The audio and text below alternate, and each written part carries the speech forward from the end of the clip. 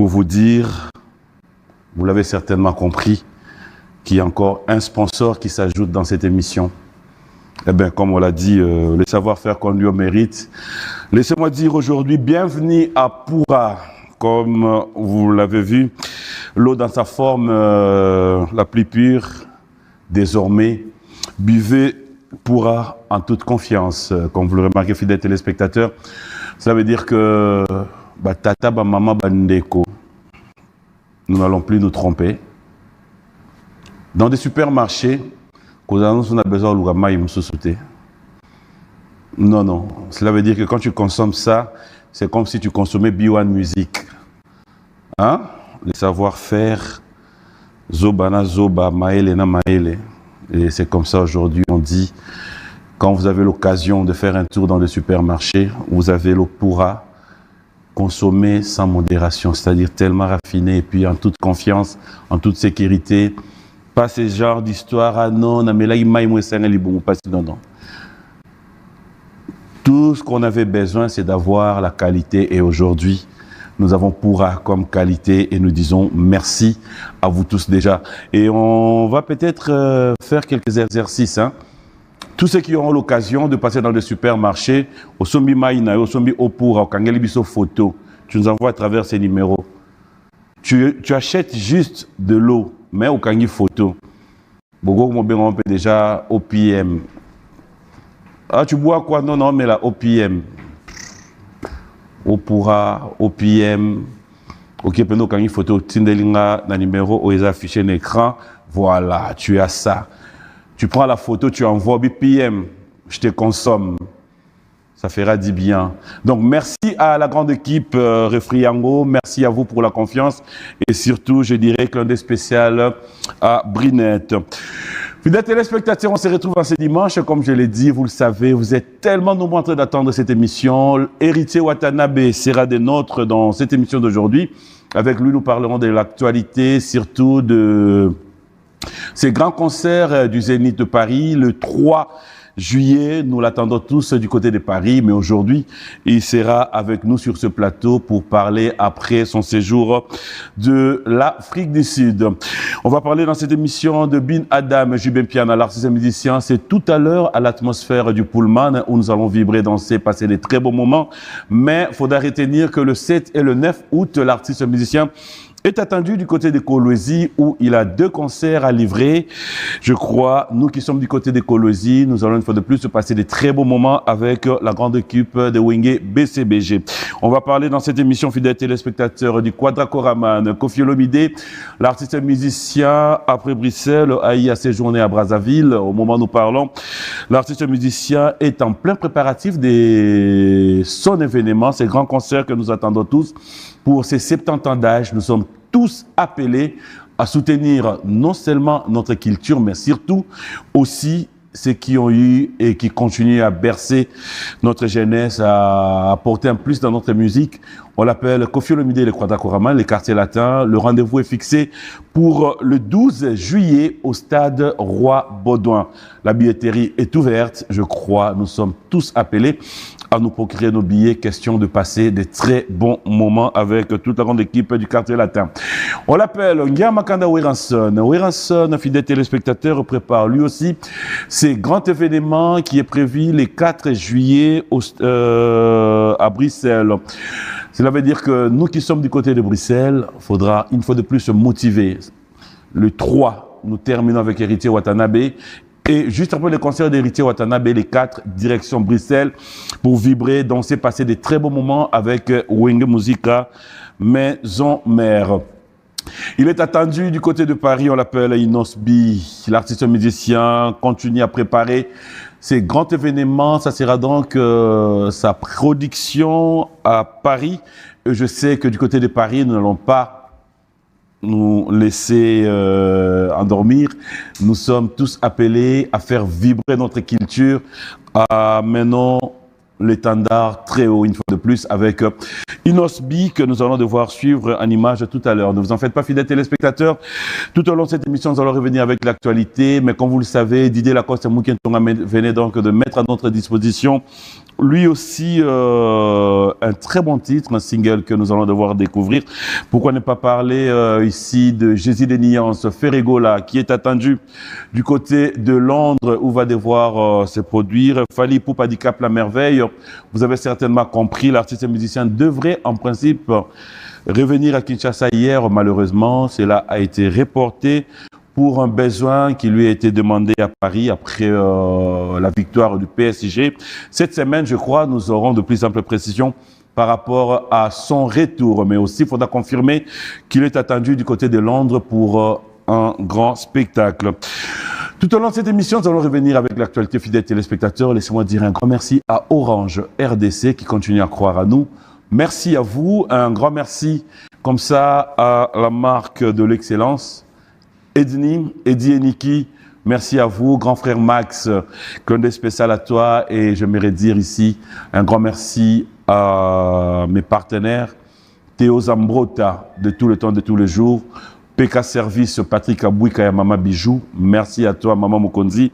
Et pourquoi ne pas dire merci à toute la grande équipe, tous les caméramans, la grande équipe technique. Laissez-moi vous dire merci.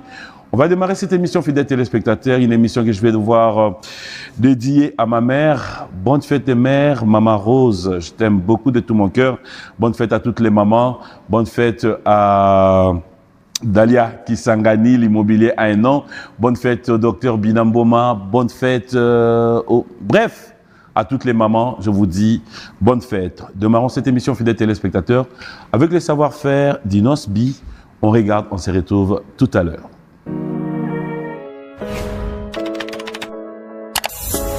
Découvrez dès à présent notre nouveau site internet avec tous les programmes à la une.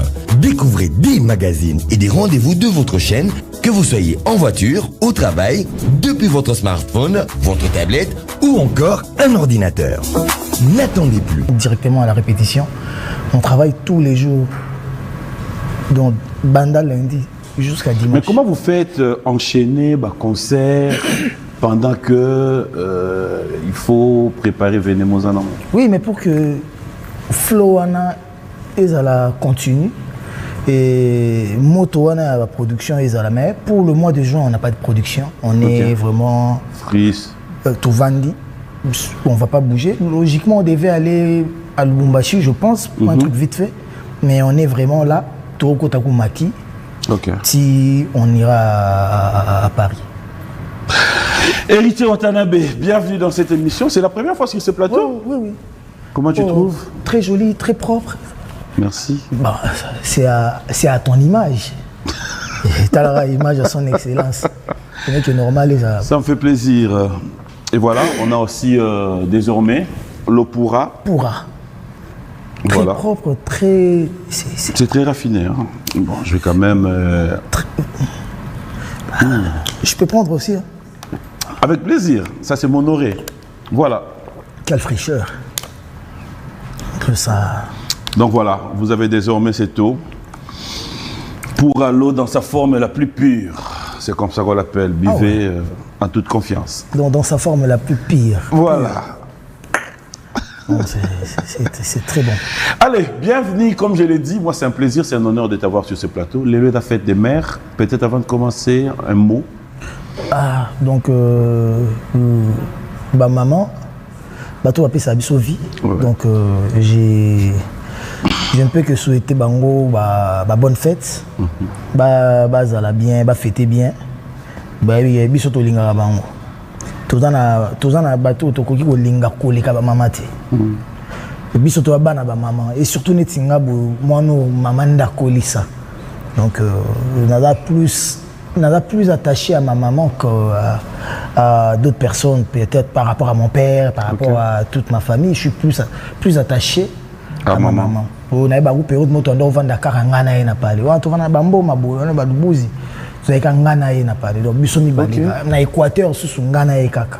na kitambo avenue Côte donc na mesani na maman et bon atikanga kena ni Belgique avant na na bela kuna azali na Belgique na bango na côté otalanga yabitu Charlotte to bien yabitu roi yaya parce que ma grand-mère ndé na ndo benye maman. OK. Donc yango maman na so na ya Charlotte ou ya Charlie ou yabitu donc. Ah d'accord. Ndo yam paralingomba. Donc voilà. Donc j'ai dit aussi bon anniversaire, j'en profite pour dire bon anniversaire à maman Joséphine Simbi, donc maman PCA, bonne fête et l'amour. Maman Joséphine Simbi, il y a papa Damien, donc nabi à côté Bozali, je sais pas si on a Katanga toi na Kin, mais vous fêtez bien et voilà. Nzambazo pesa suba mikolo. Trésor, tu donnes des cadeaux à mon nom, hein? Non, remboursé. Tu fais quelque chose pour maman, on va gérer. Belle-mère à toi, il y a madame Grace voilà. Simbi. Voilà, alors héritier, je te préviens déjà, émission Lelo au permettre nga autoriser nga, ça serait difficile là la cour normale. J'ai dû préparer l'émission. Cela veut dire que yo c'est la ramoussa na ko répondre à ma question. Mais na lobby bien na Hollanda cour normale, c'est-à-dire comment on a to longwe na question mo zénith. Non, je comprendrai. Je comprendrai. Je comprendrai. C'est vrai, hein? Ouais. Prête à répondre à toutes nos questions? À toutes tes questions. T'es sûr? Oui. Nyonso. Je suis venu pour ça. Nyonso. Oui, Nyonso. Ça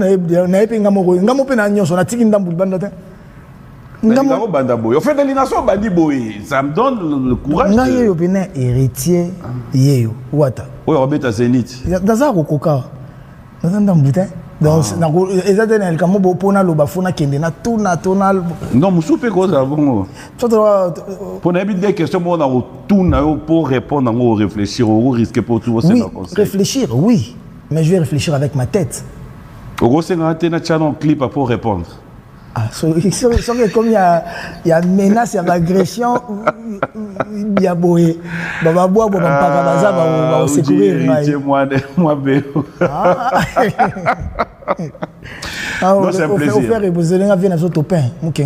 Bon dimanche à lui. Donc, tout, bon dimanche à vous. Bon dimanche à grand frère. Alors, héritier, aujourd'hui, vous préparez un grand concert, les Élites de Paris. Oui. C'est ça l'actualité, c'est pour le 3 juillet 2026 de cette année, cela veut dire, vous regardez votre parcours depuis vos débuts. Qu'est-ce qui te rend aujourd'hui le plus fier quand tu te regardes? Déjà, le fait de tenir debout. Le fait d'être toujours là. Oui, dans d'autres la carrière à battre. Izara mingi azalaki keboye azongi boye asali boye après zongi lisusu akei amati donc mais so tali ni nanga omona que banda Congo ebanga ti lelo na osa l'effort ya ko exister kaka Congo et découvrir nga je pense tant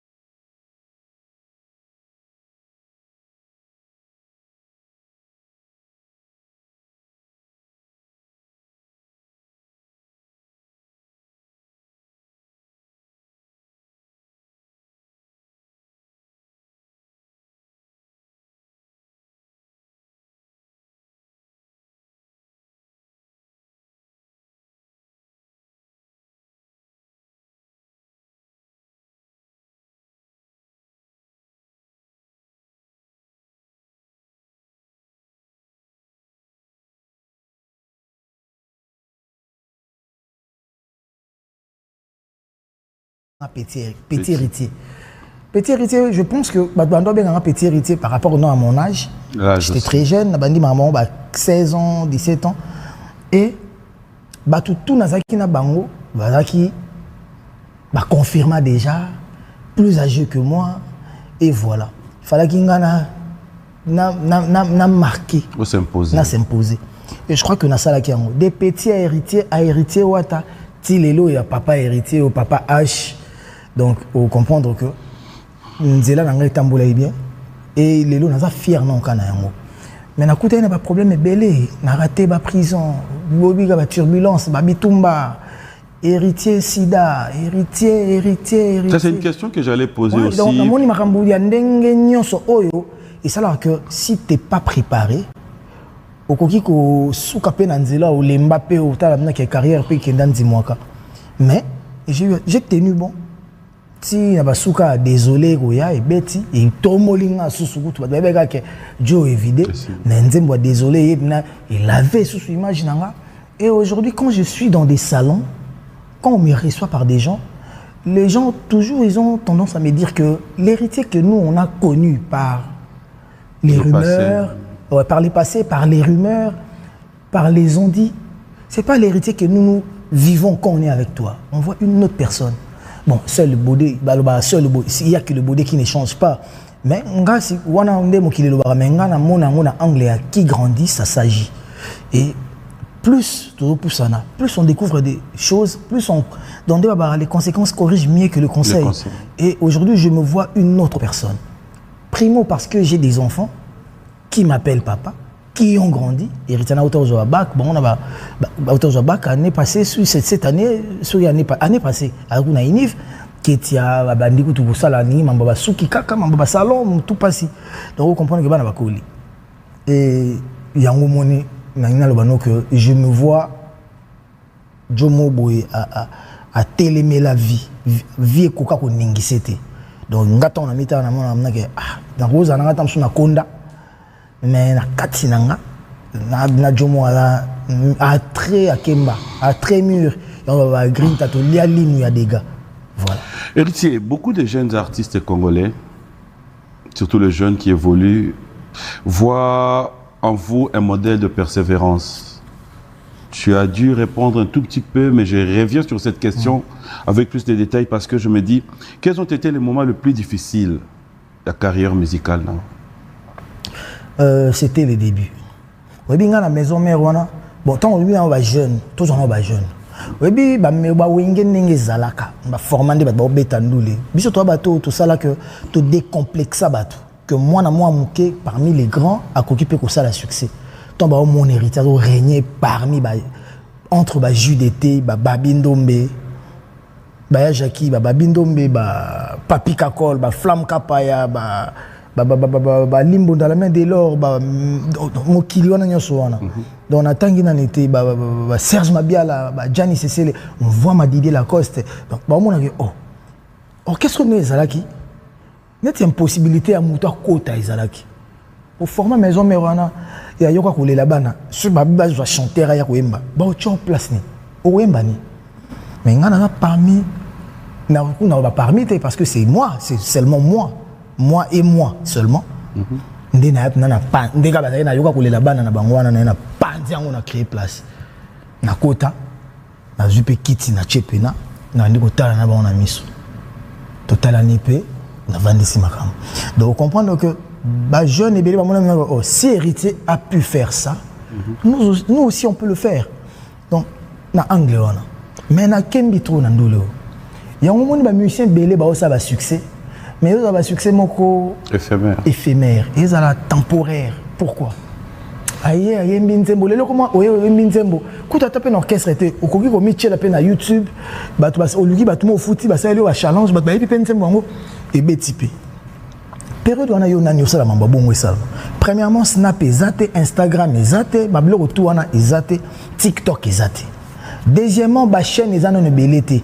Dabi wan ezate ba chaîne tout ezate ça RTNC et quelques chaînes bani donc ba Congo ko yebondeni passion na Congo yebao moi je venais na ba concert à maison mère ba mpaka lingomba ba yebi ba masanga ba busa ba toyoyo nayaka na talaka concert le roi fan oyi ma place na pona yemba fo muta bela to muta ya retard ba punir ye ndenga na interpréter donc soki pe déjà ndi na ya wana na koyemba na ngati mais balingi pe toza l'absent ozo ya okoyemba te mais soko oza pe absent et comme elio ngambu moko koleka kutu donc na ibité so comprendre donc na kembi bongo ngana ndo vana na le roi de la forêt jour ali boso na beto anecdote jour ali boso ngana okende répétition ba pesinga bilamba ba gin vinanga ba gin koy ba Serge Maloka ba elinga bilamba ba mettre chute ya le roi de forêt pesa bilamba ba pesanga tolata ngana idée nanga to ki rep 20 ninga bimana parler ka mbamba ba mettre ba côté ba voiture ba grave ngana okota na car na okota na car mbato ba betanga poni iya n'a pas les rois de la forêt. Bah tu vas au côté de la car, bah ok rep. Non, j'avais pas. Obi bateau, bah au gangelo, bah beton bateau, au qui m'a mouké. Donc bah bateau ils ont okimité, Éthiopie na mobimba. Libo quoi Éthiopie na mobimba. Bateau on a niveau na kwelelele là. Et qui t'a sifflé? Mais bah 20 ans autour na ngana au côté de la voiture ndeni. Eh, à se retrouver ndeni. Donc, moi, le roi dit mais tu trouves pas que c'est un peu le même agissement que tu as des fois aussi? C'est un héritage? Non, vas-y. Vite faire. Maître moi, il y a un bon on a été sur les ninja, sur les agiba, jolour, on a battu nanga, on a bagarre d'awera, balinganga trop, na kembi na bangotro. Ok. Surtout en 21 ok Miki la tigi biso na groupe Zambana na kembi na bajo wana ya niveau tout. Moi bimisi ba framoro ya lele ko za lwa ba mbongo lwa ba 1000 francs. Donc exemple na mbongo e koka kombi de ma campagne ti la samba a pesinga. Ai ba mbongo ba rouge boya fininga na bimo yo imbécile. Bima na ko na ko taxi e ki ozo kombi. Si vous avez un place, mukolo ndakuye, mukolo bakariye, mukolo orchestre ye, donc on réclame pas nan. Yende donc pas si ne bandi na sommet. Donc aux anons na mutu moko to ko miki no lelela, o ko changer boule na. Na bima kana ko lela na malé petite station ma campagne, na jupe ko. Donc on a ça te ramène pas un découragement d'arrêter, laisser. Na côté te gana sina kombi pour fou bomba nat. Mazopo na côté na ngana sima. On a pu battre baibinga penana mte. Battre la station ah petit hérité. OK rep. On a qui rep. Na côté na kombi 20 pas l'équipe sur un cortège. Attends 3-4 quarts. Na ba fait godard moté mona ba mettre Boris Mbubu. Ba qui rep. Ngana ke na kombi mais ngana komi avant bango. Ce ko barre pa ngozo ke bongo yemba. Donc vous comprenez que ba passionnant tant na va na le roi de la forêt. To beti concert na Kindinga na Njili. Quartier 1 wana. Kota va venir en kumumanda chante na PC ba bon dimanche Nicolo na monna ka zongi mobimba. Donc kitoko. To beti na Njili concert ici va 4h. Ba 3h 4h, il faut rezonga. Ngana tête na ngana raisonner. Il faut na kota na voiture ba garde poto kende. Eh kota. Bandi makolo wana. Makolo quartier 1 wana. Ti victoire. Pour mbongo de toi nango e kokate. Na ba mission sumo na tanga ba ko nango ezate po o ko tapena vision o tenga na ba petite mo na car na la place te. Oui pas mission. Tenga car ba te belé ba amortisseur. Wa to zuga tam sur 2 3 4 missions o pe ba kina na potote e o to ba kina poto me bana ba carte bo makolo ba surtout ba guitariste na guitare ne ba tasika. Makolo ti victoire. Bali meto na pasola ngona bininga o 4 bali meto na bo comme ça on pousse on a comme no mona milayo ezana banzela ko 4 ngo e comme mpusi na bimbe na bali meto na ti victoire toujours kombi ti station ma campagne o continue makolo parce que jour ali babe na ibaka wana binande na bien mobemba maître toroa masa moko auto rappeler ngango azana Lyon ou na Rennes kota otala bambote belé to beta concert na Kingabwa. Concert ici, il y a 4 heures, il y a des expliquer ce qui est côté, il y a des criminels, d'où les vidéos viennent sur le côté, il y a des maîtres qui sont côté, il y a des côté. Il y a des gens qui sont qui gestent, ils sont qui lisent, maître Toro, il y a des batamoko pour les gens qui sont Mbata toro abeta. Sorry, tu as souffert en fait. Tu as trop souffert. Mbata tala toro andingaza. Donc aleki nangana donc nangana oso to sangani to komi to roate. Brrr na koya ba met ba masana mbazwanga. Na gibajo na shala ko bazunga bisinga ah landa bisoka moko tana kariate. Moko tana suizate. Yo karaté. Ne met beaucoup de parler koto ba criminel. Yo mi débrouiller. Tobi makulu wana ba mishibas. Je crois na chéri santé. Ba jona kingabo na ba obondelanga. Banda na ndao lela na kingabo na éviter na lela na kingabo tisuki victoire. Ah. Wana musicien. Mais comme ça j'abandonne en fait. Wana so ba musicien ba bo memanga na car. Wana bisi jomo dang. Na otanga kuma musicien motonesi omoni na oleki na bakar. Ah boy même son car, akiti son car na e. Nga na oleki na bakar. Pe makamonde sama. Na kuma ku kopesa ba danseuse bakar, tala ma danseuse, ba musicien bakar. Donc on comprend que nous les soko kembi. Omoni eloko zuna passe au batelango. Eloko zuna facilité au batelango bien ti. Donc yango mona ko ngai na lia penali nous na bundaka. Là. C'est pas facile. Te wana kuna betelo na betelo ya bien pour na lingi pe charger ba tuté makambo ya vinanga mais na kembi ko lega wana musika bo ba musicien ba kanai ufanya ba musicien bo ah nguba yo mto osomba oh lipa yo bona osomba lipa yo nde fo somba c'est quoi avantage na naka nango na ndo vendre pas les rois de la forêt yemo so ba luka talinga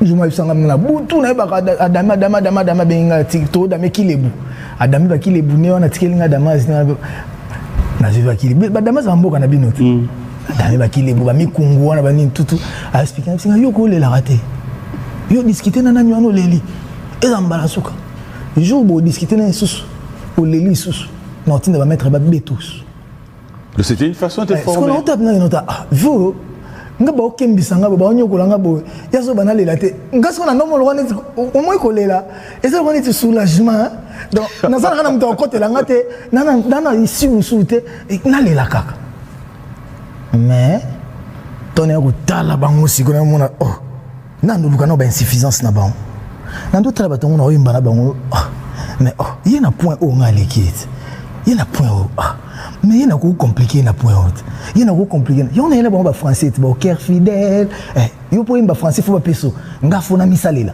donc on a des avantages à Mickey ce qu'on attend là bongo 20 na ko daït yo le luka mono yo wana zubenga ba Jean-Pierre ça ba JPS mais ce nga na koti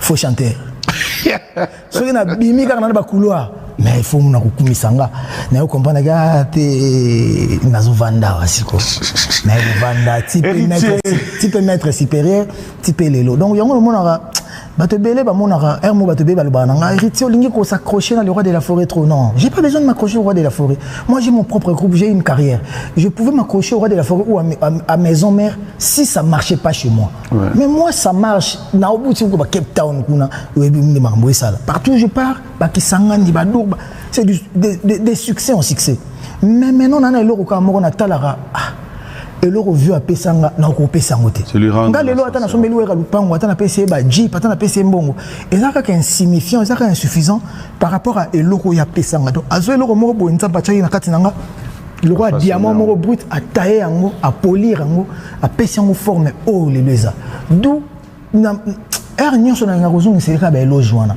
pe na lingaka makamne ezaka toujours bien juste ça parce que na ko pese pe nyonso yanga te mais reconnaissance wana na pesa ngo karapo et eloko biso na Congo tous na pasi ya kopesa bana Héritier Watanabe je dirais ici votre style rumba mélange émotion mélange je pense une performance, ça ramène un peu ce que je dirais rumba moderne. Ça n'engage que moi. Mais dans ça, comment est-ce que Lelo, tu peux te définir, Rio, héritier, dans quelle identité musicale tu peux te mettre aujourd'hui? Moi, logiquement, il faut autant que nga chanteur première voix. Biso ba chanteur première voix, Toyoka Nanu Papa Taboulay. Biso ba chanteur première voix, Toyoka Papa Wemba.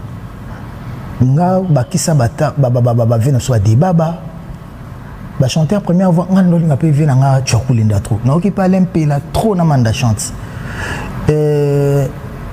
Okoki ko sala boulot ngote sans oyoka yoka yoka. Mais maintenant c'est quand je suis venu dans Wenge. Nazaki ton maison mère ngala na timbre plus il y a papa Wemba. Toki ba mukulu El Salvatore de la Patria, nous avons une influence à Bavois. Et c'est le roi de la forêt qui m'a habité. Wemba Likolo c'est bien, mais Wemba Nassé c'est mieux. Parce que notre soit Likolo, un jour yo aux alara nango souté. Mais notre grave, notre assez, tu as d'ailleurs aux alakaka. Abandi kopé sanga ba cassette ya ba King Kester, ba Madilu système pour na ganga na piscine à travers ba. Et maintenant l'autre influence aux aratams sur le français côté au moi j'ai moi ba dribble c'est Flamme Kapaya. Je lui dois beaucoup aussi Flamme Kapaya na papi Kakol. Ils étaient avec moi et Flamme Kapaya muta pesinga ba CD ba cassette il y avait le Kwakanza nando yemba nae. Partir au bout du monde, chercher l'amour qui dort. Les montagnes, les déserts ne pourront pas t'arrêter. Tout au fond d'une tête, il y a une flamme qui s'endort, où la vie peut jaillir comme une étincelle de joie. Donc, flamme taïlinga mambouana. Et après, maintenant, en travaillant, na flamme, et où il y a ba corneille, où il y a après, na lekinanga, masananga, omba, ou à Kinda quartier, ah, dans le quartier latin. Il y a des travailler bah vélo quoi Corneille n'a pas les temps na commune à Lemba. Omba ba vibrator ba yakame omba de tout travailler ni pour omba zaka soki oyemba soki ba eshenga ba vibrator ba tutu muta la musango omba. Guitare bandi ko yemba banzemba Corneille banzemba vélo quoi sona okiango funa kata pongi na kiti. Na yo a torse ni makolongolo to vandi na biso to bandi ko yemba ti ba 17h.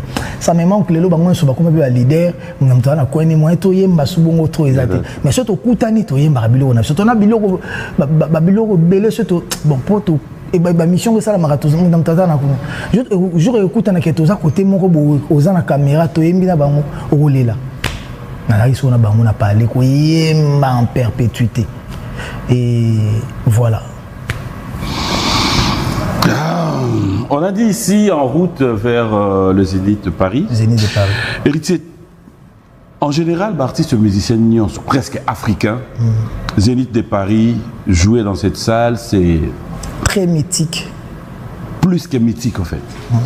Parce que on en a tellement parlé, ça continue à garder sa grandeur jusqu'aujourd'hui. Que représente personnellement ces concerts pour toi? Les Zénith on en salle. Bien sûr. Mais il y a un des autres accents que tout sur la vraie.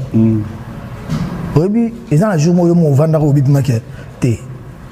Si vous vient au moins ça va. Ok, na salle na vie na niveau na banana ngolu kambongo na salle vie na bundi na vie. Mais si au moins ça va. Il y a un Zénith. Parce que Zol Wanetio PM. Papa Mboma na maman bando tindo na chiki ba futelo minerval pour yo comprendre que yo komi moto komi mobali nga ndeto benga ko son excellence bon et un jour yo futé pe minerval o tinda pe moi na classe donc yo lo bando salelo yo pesi moi na Damas osombele lamba osombele uniforme o tinda pe na classe imagine donc même ma jamba irtiana kaka bango na bango.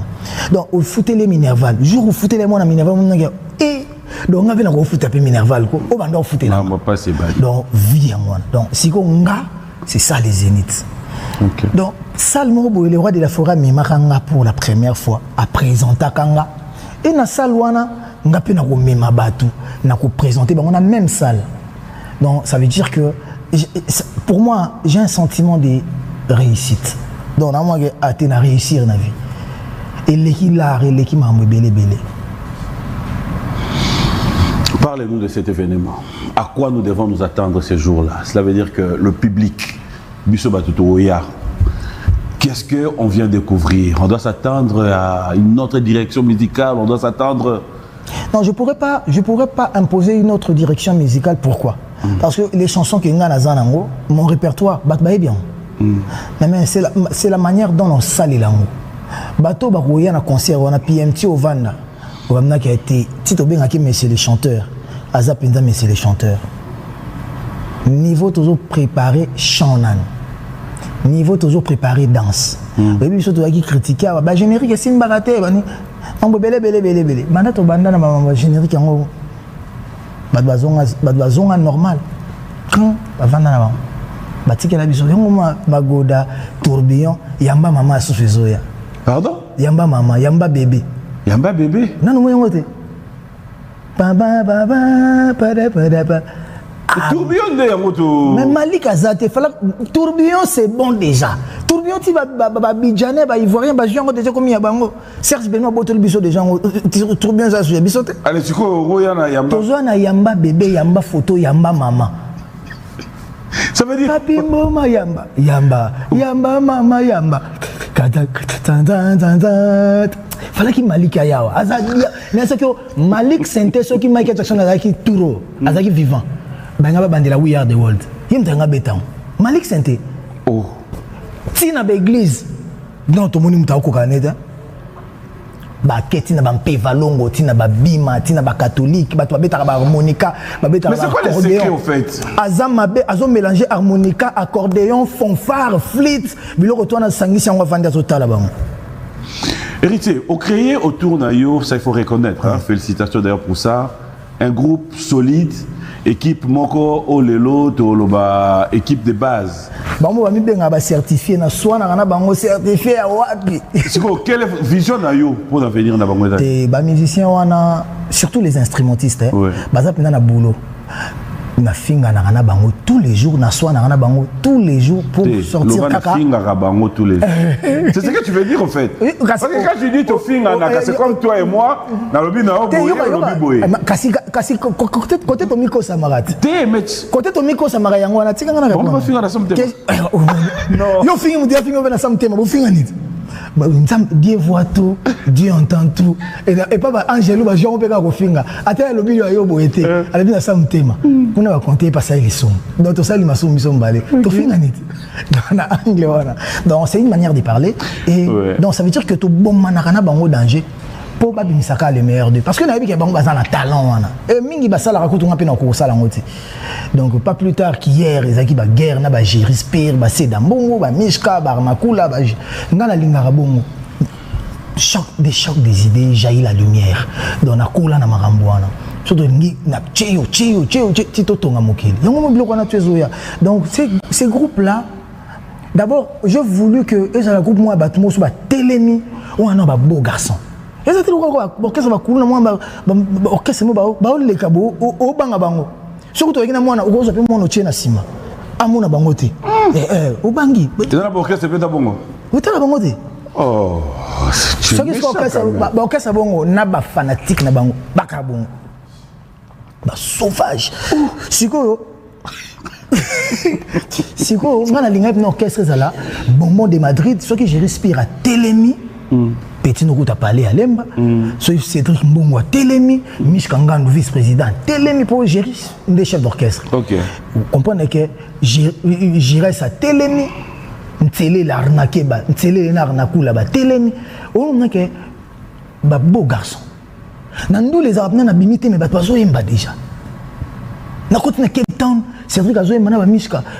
Batouana bandota la bango wana nga nazana skata sal nazota la vidéo ndenge ba osa live on a ke ba fi bazo kama bango na Cape Town ba mission propre il fallait ka baya ya omoni timi ki le sala bien na mo so ju ba to sima manzeku ba pataché Clifton ba pechuana o na ke Clifton ou ba Kim ba Malik ba beau garçon nga ngena obongo tout ça ba mission pe ba mission mukabu te musique on peut bongo te musique on a kalana musique va voyou tes musique à l'élo musicien azali éducateur à masse musicien azali mutu mo azo pe sa profil moko ya propre ya propriété ya bien o ba to bakoko Hollanda ba musicien ba comment ba égérie ba comment ba mannequin ba ni donc biso on a besoin image on a so biso tozo suka kana soko yana présence c'était au kokota te to suki on a te na kisalu siko au moment na ke ba yebi na mpe boulot na formateur orchestre na formé on a formé wana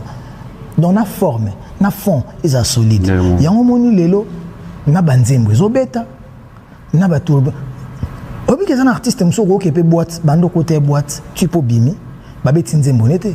Il faut mutuner moi za na kati na futi DJ moi 50 moi 100 pour beta nzembone. Biso soko to bumbisa kande loko wana. Ke ngana ko za la te na boîte pendant une année mais ba beta biso. Ba novela segoya, ba BM, ba tout en noir, ba D. On que nzembo héritier faut beta. Tourbillon fait beta. Magoda ku tu ebinde to ndo vendre to vendre boîte mon matil ko ba kit. Le quoi Magoda. Tourbillon n'en parlons pas. Tourbillon na comment ko bang. Est-ce que Magoda na kena matanga ya grande sœur nanga.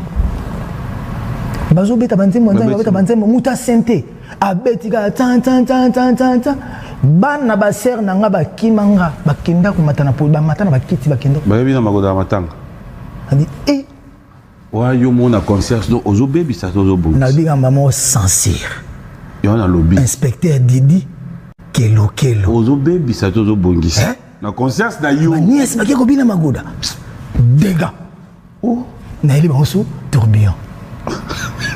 En fait, tu es conscient. Heureusement, c'est pas ma nièce non moro. Mais est-ce que imaginez combien de nièces na biso on peut battre ma réaction. Papa tika bango babina. Ils vont danser quoi? Les Magoda. Le Magoda. C'est quoi les Magoda? Les Magoda, c'est les Magoda. Les Magoda, les Magoda, les Magolds. Et ça, on a bandé les Magods. Des Magods. On a en anglais, des Magods. Il faut taper ton anglais, des Magods. On a pour Cape Town, Djobu, Londres, États-Unis. Après, signification en gros, ça veut dire quoi, héritier? Moi, si mon boisoko, ça m'a balinaé, qui a veillé des prières, nous avons salé, Kendumba. Ah, Magoda, là, c'est Kindumba. On a conseillé. Magoda veut dire que. Toza côté, Magoda, là, c'est Kindumba, et là, c'est Kobo. Toza côté ya ba maman na ba papa o ake musala ko si maman ke na lali na ke mission de service mais nzoka ke ko sala ne Kindumba. OK. Bible na lipeka o sa Kindumba na kombo Bible ozo ko ozo bombana. To lingi ngote. Magoda ezali conseil de Magods en anglais, en espagnol ego zani. Ba portugais faut ba pesa nga batindela nga ngo ba président de Zika Bushcorp na ba si ko comme son pe Magonsao nini ezamabe tourbillon de siko eko kata mukili na bisio tourbillon de ezamabe ta ta ta ta ta ta so ke bandi na ba universitaire ba bimi tourbillon na moni bana mike ya mike na école maternelle batindelenga vidéo pour na poster on a réfléchi. En fait, c'est quoi la réaction quand tu sors un morceau comme ça, pas seulement toi un musicien qui sort un morceau mais qui n'est pas consommé? Comment ça réagit? Seulement moi, nasuka seulement moi. Pas seulement moi, on a comment répondre à la place à Batou. En plus Batou n'a rien répondre à la place à Batou. Oh bah obimisa et ça succès. Oui. Bon bah obimisa ça succès. Il y a ce qu'on a tout la réaction. Il y a bino on m'a cassé, il y a mo boire on m'a cassé. Mais Batou va t'aller kao. Maman le connaît ça trouble. Mais maintenant, c'est quoi la réaction? Sur une sais les lobos Batou. C'est un mois danger.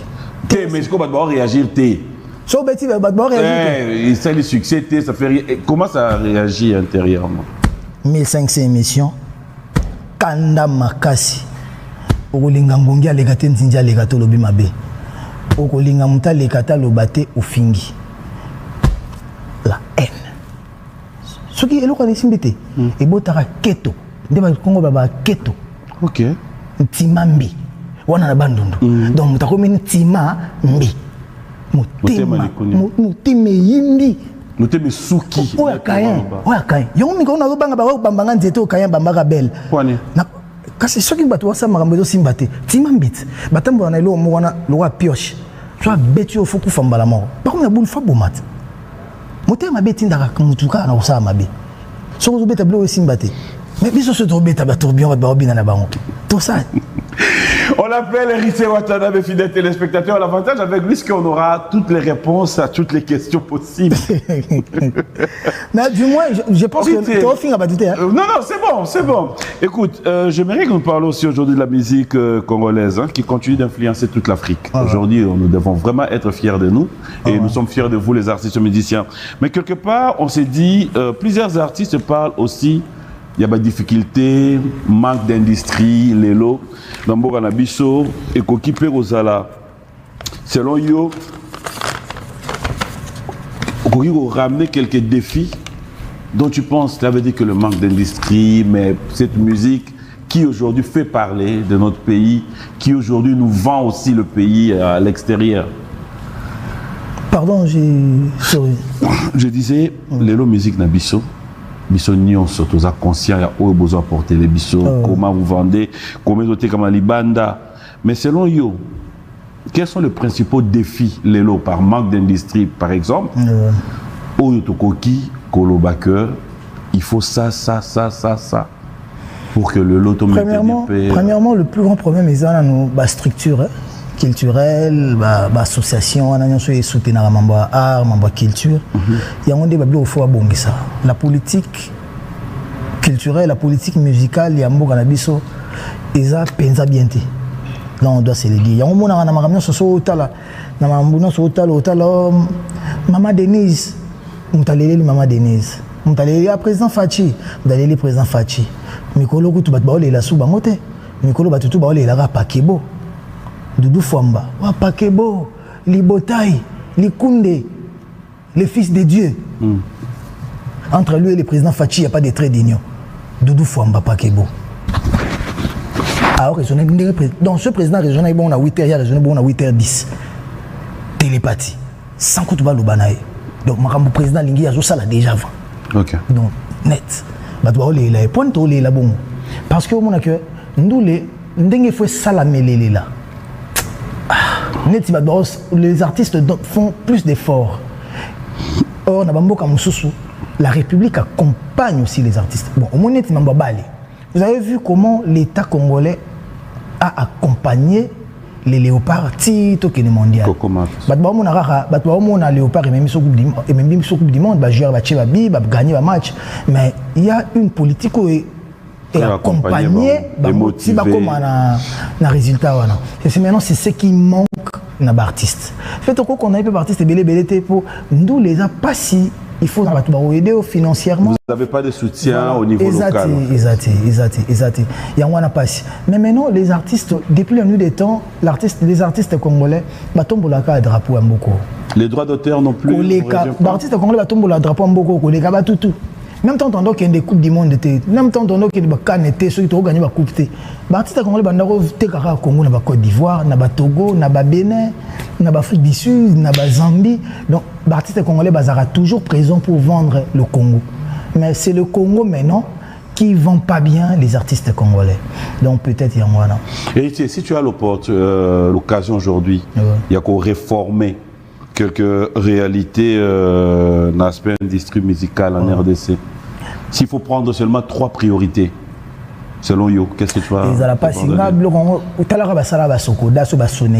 La liquidation, millions. Mais si on a la PTV, on a un bomana, on a le bibo, on fingi bo, on a boy oyo. Donc ils ont moins compliqué. Bon, maman paye ça, mais il y a vieux, autant chose, on peut bien. Mon côté en profondeur, ils ont dit. Au bas au moins droit d'auteur, on a droit d'auteur, on a biso batu baraté. Biso ne tobe taraboui. Bambongo oyo tarabaliban ndeto yemba banzemba nzema zonde beta libanda libandana bambongo yaka il va droit voisin so ba bloko ni yana ba bleu belé wana bambongo yaka mais bambongo on dans tango yaka sikoya et profiter nanan on ne sait jamais net il va fond de promotion culturelle toujours à fond de promotion culturelle il faut promouvoir la culture n'est-ce pas émission culturelle fonds de promotion culturelle et aida émission nanine na michete o yo mona fonds de promotion culturelle et aida émission culturelle o amunene po za pamba so ba émission culturelle les a 3 o isa o mona ke fonds de promotion culturelle et aida o exact bon après na éviter ceux qui politique ni bon peut passer là j'accuse pas fonds de promotion culturelle mon continent aux arnais Barbara Kana et la diva donc voilà la diva il y a autre quota tous vois que dès qu'ils arrivent avant au moins que makambo ndenge sala mara neti to na conseil na ba Zénith boy batu bazaiko uti beta batu ba beti fonds de promotion culturelle et ça ba makambo bango ba ko s'accaparer nango na mona ko tu maman ministre na biso ya culture na makambo to doit et ça peut na émission tout ba mambo ya concert ya Fali Poupa ndenge ministère de la culture et linga qui est soutenir ndenge batu mususu ba comme ça qui ont polémique né voilà or maman Barbara Kanam na maman ministre na biso musa na bango yango wana nyonso to sala baza na biso ba accompagner biso pour plus les artistes ba likolo plus ba gloire ezongi la paix bango ezongi la pays mais nanzia na bango aujourd'hui Léopard Bakei Didier Boudin Boitiki Combo pour Léopard qui coupe du monde bien sûr donc voilà ndenge mo repé maman na biso elebe a rotika Combo que na pendant la période na betaki Zénith na période fallait betaki double stade zaiko betaki Zénith le roi de la forêt zo beta forêt nationale au comprendre Inos bien zo beta na Paris Arena je crois Grand Paris Arena au comprendre que nous sommes etikali na CV à maman ministre na biso na CV à maman Barbara Kanam na biso la diva donc il faut battre la maïle et ça très important mais tout le monde a ils en a moins bon bango pe bazara pe bape na difficulté mo boy so ba sala acte malamu ba bandi ko juger ba bandi ko trop de préjugés trop de critiques trop d'attaques. Bon, voilà. Comment peut-on mieux promouvoir aujourd'hui la rumba sur la rumba congolaise et les artistes de la RDC sur le plan international, les scènes internationales aussi, selon toi? Naokara, babeta lisolo mo ba concert maman Betty Koutela ba concert président Mobutu Mta à sala à Chapwa, ba concert à Olympia papa Taboulay président Mobutu Mta salango qui a ju ba toi financer bani. Les locations na Betty Zénith na nga gouvernement financé. Autre problème d'engeza. Je dis pas que Zénith n'a pas gouvernement. Mais après le problème c'est que il faudra peut-être débloquer un fonds pour tout le monde. Parce que si on le fait pour toi, il faudra penser le faire aussi pour mais X. Mais c'est ce que j'avais dit. Il faudra le faire aussi pour Y. Quand la maman ministre Elébé voulait soutenir le concert du stade. Bon, je dis voulait parce que c'est... Et fallait à Boyaka. J'avais vu une communication illégale qui que non, demandeur té, qui paye l'autre, voilà, dans ce sens-là. Là on a eu contre en parce que pour l'angana mon femme zoa. Ils ont bango droit na yo tango tombo la mboka, faut pas soutenir yo. Au gogo ça la marmion se tika yo moko non. Tu vas donner beaucoup plus d'énergie na makambo honneur ils a batu nyonso. Non, faut pas soutenir. Pour ces ça, bah tchaka va moyen. Si bah tchaka va moyen, bah combattre un peu piraterie. Bah Vodacom ou bah RTL, bah n'importe bah période où je suis tanto. Au moment que bah avec Kimbuta, bah dans le quota, makambu ya bah sponsoring ya bah orchestre. Bah concert on trouve il y a BCBG na maison mère na stade bah annulara. Parrainage na ozagini. Hôtel de ville parrainage. Zalaki pene accompagner mais ils pour un bon hôtel de ville bon El Salvador na les rois de la forêt bon JB na wera comprendre ya wera na JB donc il faut pas accompagner plus les artistes on a ba moyens belé ba moyens colossaux plus ba travailler bien ba ko ta studio bien to reproduire ba son ba qualité ya bien. Et voilà. Et aujourd'hui, l'artiste est un peu basé na talent et danger, mais basé na relation, il faut de moyens. Si on a un problème, on a que nous les doudou fomba, les botailles, na aux téléphones, on a bengi les CG, Chingoma, Augustin Kabouya, top.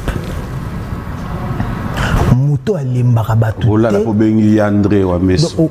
W, non comment na si ça n'est pas Chingoma, Chilumba. Augustin Kabouya alemba kabatute attends à 5 heures à reloquer la solution et on mona mutumoko donde babaka combattu mais jamais abattu ba tirer de gauche à droite de likolo tinasi nandela mai nandela yazamba il est toujours là le secrétaire général président AI Augustin Kabouya Chingoma donc Otazali Mbote Toto donc makambo ya bien ça la Nzamba accompagner yo chance ba biso to ba na les stratèges les plus grands notables du Congo W André Wameso les gouv ba tous trophée azongi na ngopenda mo oui azu trophée na Congo te ba pese libanda pour ceux qui sont na Congo ba aller ici ils ont la gouverneur à banque centrale pe ba ke belé kuna bango pe ceux ils a qui a corrompre bango pe fa ba ba bon on laisse En plus, bon, gouverneur, on a côté avant, donc c'est l'art déjà avant. Donc, Monique, il y a une technique qui est la stabilité. Technique monétaire, politique monétaire, pardon, ils ont élevé sens d'avion, $1 n'est vanda. $1 on est quitté, boy, dans 2 mois, et comme mata, 2 mois, dans 6 mois, on est $1 et vanda. Donc, on comprend que Malembe, il y a un membre qui vend des $, Doudou Fouambali, Botaï Pakebo, il y a un Eurobond. Mais bilo on a de ça que lobby ba autoroute et ton maman. Lobby assainissement ville ça bien. Lobby ba hôpital bilo rebelle tout. Pour toujours crédibilité auprès il y a la Banque mondiale, le Fonds monétaire international. Bon on est dans makambo moko to koko sola. Au moins bilo kana soto au ban solango ba mona ro ba longa na mama musique ba kotina mambo. Au moins bato ba yebi makambo te. Ba mission ba yebi mambo te ba koma kanda au moins ba point mambo ba makambo ba bilo ba Fonds monétaire international. Bilo wana et on peut ça un plus-value. Ba mission ba yebi bilo te, ba plus-value. Mission ba plus-value. Donc et on peut ça un plus-value na mboka. Il y a des valeurs, Yamboka. Mais il y a ceux qui tangi les gouvernements André Wameso. Il faut tangi. Quand il y a les gouvernements André Wameso, oui. Quand tu as les longuités, tu as la ombre. Ok. Il y a quelqu'un à côté. Il y a quelqu'un à côté. Toujours. Nga. Na mamutu na salaka. Batwa luka na bonne solution côté musuze. So ba botolinga ga ye. Et la zone dans un village, on a bêti demi tout na village natal. Moto me makinga yawa démissionné. Comprendre Patrick Yala. Patrick Yala. Na mona batu ba na bolingo ya batu mais Patrick Yala. Très taquin, et mon état lingité, n'état ko salate. So sa mambo fait. So sa que c'est ndeko no mukongo. So sa mambo ya so sa. Bon dimanche à mon ami. Mais Patrick Yala, a ko sala n'état lingité o salate. Mais le mona ga eloko ngo tinti. Et ça la magi déjà. Papa, il y a une kufa na tension to di. C'était problématique. Na benga kindeko no, na benga cousin no na bi muke na passe. Ah, papi la bila. Obengi obi muke na passe. Muke na passe papa. La bila répondre là. Oui papa. Tu vas répondre que venez Congo ba ni. Ah, il a gini avec bika nini. Alors baki bika so gini. Ai kiminga. Alors il loko mo kone kiminga. Da singa nazali. Pascal Bitiko bengi na onte. Le questeur adjoint. Il faut Swahili. Il faut Swahili. Il faut Swahili texto qui Swahili ya mulai abina nduku. Bon. Bon, police na bien na banaga nduku. Mon beau-frère na parce que Bitika c'est mon beau-frère. Oui, je sais. Pas bala sœur na biso. Et bon baleine. Excellence Guy Luando. Yesko au komani. Yesko anto zongi pena bokila lokondo. Iso na iso efa pekato.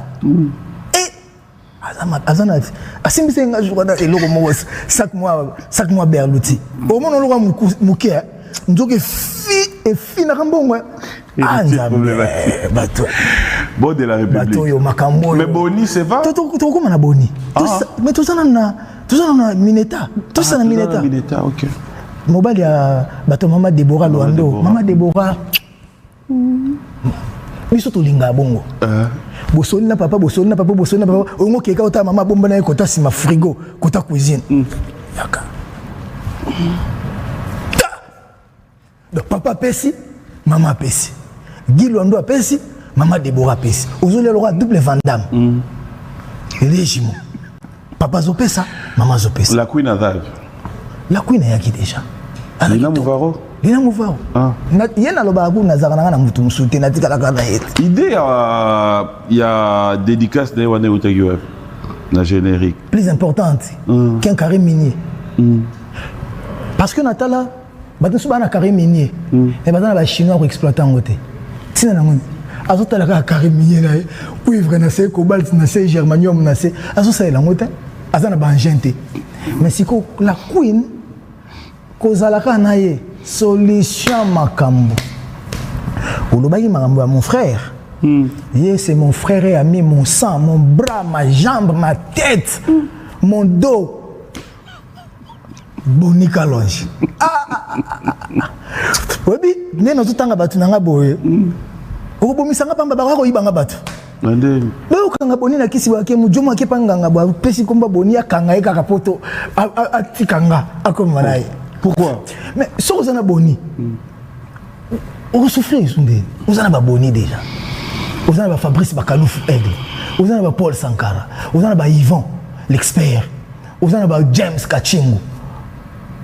Papa, vous en avez les snipers, Alex, les snipers du chef, les snipers de béton. Toujours présent. Mais Nabi papa, vous en avez Bongo. Vous en avez Freddy, Pindi. Moto à mon maman. Ce moment qui est gauche, qui est gauche. Ce moment qui est droite, ce numéro à stopper. Freddy Pindi. Mais des choses à comprendre. Si vous avez un bongo déjà, vous souffrez d'un. Il y a un moment ranga na longwa na ngana makambo. Na sa kuna tan so beta mamatolo tan. Na vana na ngato vanda na auto zo mila na so to ta la TV. Chomboka izolela. So tali kabo. Tokoma vivre na la message. Il faut la benga luta lobby. Ah, la bellissima, la plus belle. Faut la benga luta. Luta mambo. Héritier. Yes, solo linaye. Et c'est le solo na maman de. Il y a que dans musique il y a choka papi, on est sorti Landa, il y a une fondation. Donc yes solo linaye déjà qui to. Au moni maluta mambo. So tal mpanjo moni mama Lili Boké. Il y a LBL, Louis Blaise Londolé, le directeur les plus mbinga. Ah ouais, là tu as raison. Il y a la fasciste par conviction. Louis Blaise Londolé. À nous prêcher un exemple. Voilà. Sur le balou, qu'est-ce qu'on a pour Panjo Talibo, Mamouslaï, les gars, maman Angèle, Sylvie Moulumba. Dégâts. Bazana répertoire T. Il va souffrir pour na bongo. Yango PM avantage des années que ça la relation na batu. Dans tout c'est cannabis au on peut beau citer des noms mais les relations humaines il faut les entretenir. En fait. Et plus grand problème les années que ça la relation T pour batu bazana ngo pour ba couper ça yo. Non. Voilà. Les gens au ba ça ça biso lelo tant que banana bango tout ça qui est relation à Bassali. Ils n'avaient rien. Ils étaient normaux. Je me suis posté à la Queen, Moutoumora qui a landi la Queen, à Kolobani Mambo, Mouvaro, ma musicien, héritier, Namonaka Salini, Nimo, Mbelio, Mouvara, c'est Koutia et Mangana, Yeba Nangateka Mbaenga. Oh, t'es un musicien, faut qu'il y ait un musicien, a vu photo. Yanga, na winner. Tant au moins la Queen a dagi dans nos bébés, 2 ans, 3 ans, à Tindeli. Atindeli Moutou, on habite à l'héritier, Namona Nanga. Moi, nous sommes en Mbinga, à Bali, à fiancé, à universitaire. Tala yena tonton héritier nae. Bon, on a ton héritier. Donc, moi, je suis un bébé. Je suis un bango déjà. Donc, c'est des relations. Toto, ngarango, n'a pas intérêt. Et Moutou, bongo. Azozo, artiste, azozo, moi, na famille, na bango, moi, na maman, na egodé. Alors, son mot tondeni. Donc, pas si nous, pas si nae. Boni moine. Ma beaucoup banque. On a un la trousse. Bon dimanche à toi, mon ami et frère. La chanson continue à faire rage. Tetendai. On va dire na Rachel Kunati.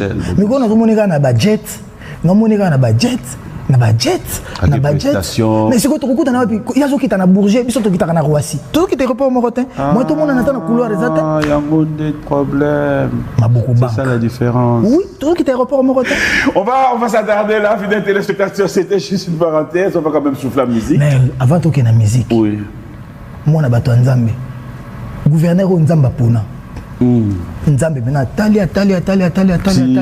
Abi Fachi, chelanga ekuna. Il y a Jean Bakomito. Ok. Ici, 10 sur 10. Donc, ça bataille à Pony. Avec Fachi. Gouverneur Wana. Qui toko marambo to qui toko. Débé Alexo Jésus Noël Chèque. Il y a un banga rouba mamna pour battre Basilika. Jésus Noël Chèque né au mona gana tabo pesi ateka mai. A comme un milliardaire. Attends, pesi ka. Attends, pesi pure. Pour avoir tu vas pesier. Bon mon niveau au teke les lango bon mo jalousie bon au lingo tika sous place au là qui au ya rejoa sous pour. Jésus Noël tout ce qu'il touche à transformera.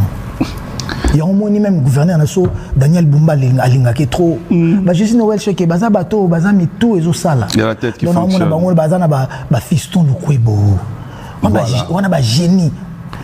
Baza na ba excellence fiston lukwebo. Na excellence Boba Miso. Baza bateau d'abord ils connaissent le Congo et la ville. Ils connaissent des gens. Ils ont l'amour des autres et l'amour du Congo. Comment ça la musala bien té?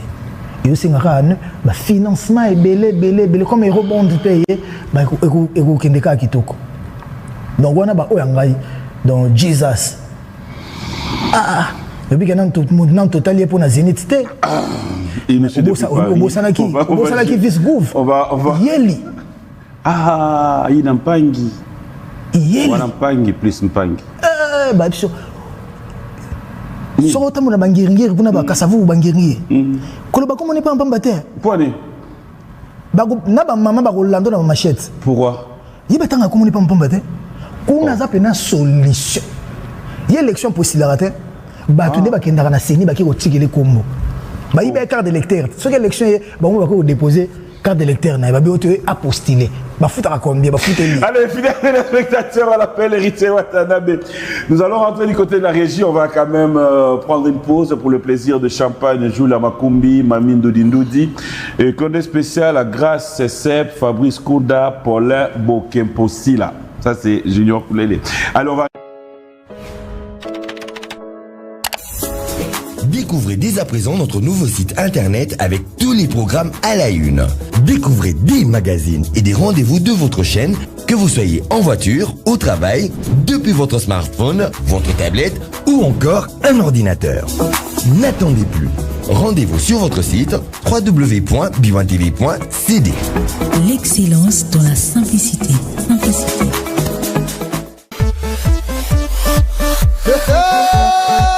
Avec ses centres, le ballon au milieu du terrain. Tout à fait. Bonjour, la même internationale Wapi. Tout le plaisir est nôtre de vous informer. En titre, la ville de Goma sera bientôt bénie. C'est l'ambiance d'Afrique. Le peuple François Collion. L'ambiance. Découvrez dès à présent notre nouveau site internet avec tous les programmes à la une. Découvrez des magazines et des rendez-vous de votre chaîne, que vous soyez en voiture, au travail, depuis votre smartphone, votre tablette ou encore un ordinateur. N'attendez plus. Rendez-vous sur votre site www.b1tv.cd. L'excellence dans la simplicité.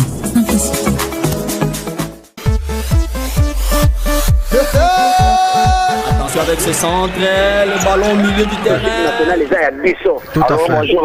Bonjour, la même internationale Wapi. Tout le plaisir est nôtre de vous informer. En titre, la ville de Goma sera bientôt bénie. C'est l'ambiance d'Afrique. Le peuple François Collion. L'ambiance.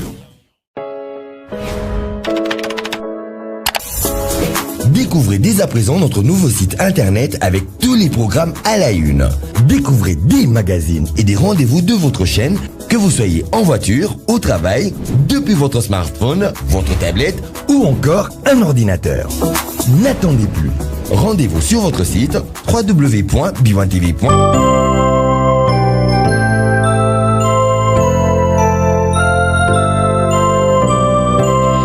Joyeux anniversaire, accepté de bon cœur mes vœux les plus sincères de joie et de bonheur. Joyeux anniversaire, accepté de bon cœur mes vœux les plus sincères. Joyeux anniversaire.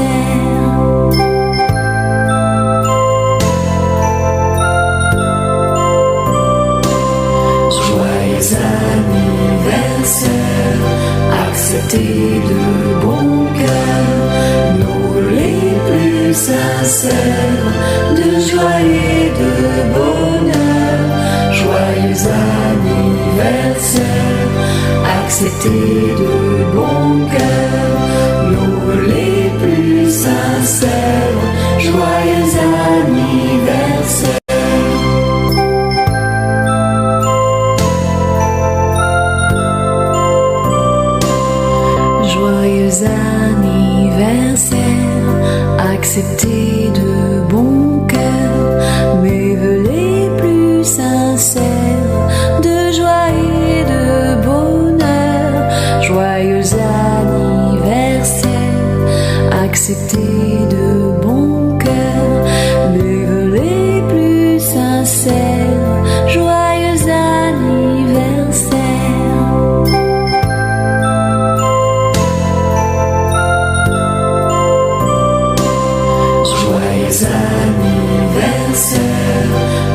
accepter de bon cœur nos les plus sincères de joie et de bonheur. Joyeux anniversaire, accepter de bon cœur nos les plus sincères. Joyeux anniversaire.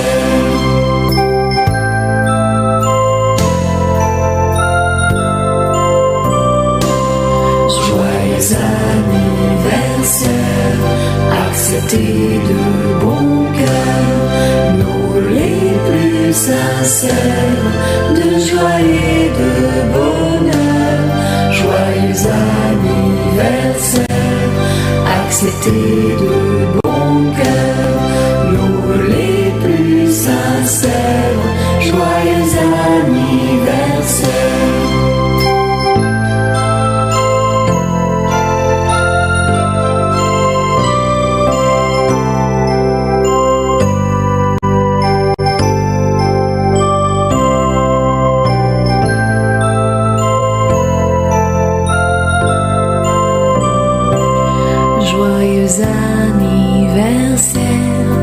Accepter de bon cœur mes vœux les plus sincères de joie et de bonheur.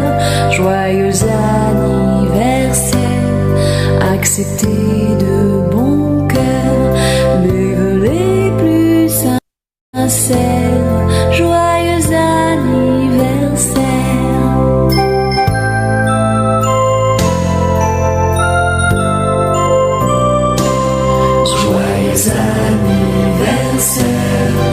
Accepter de bon cœur nos les plus sincères de joie et de bonheur.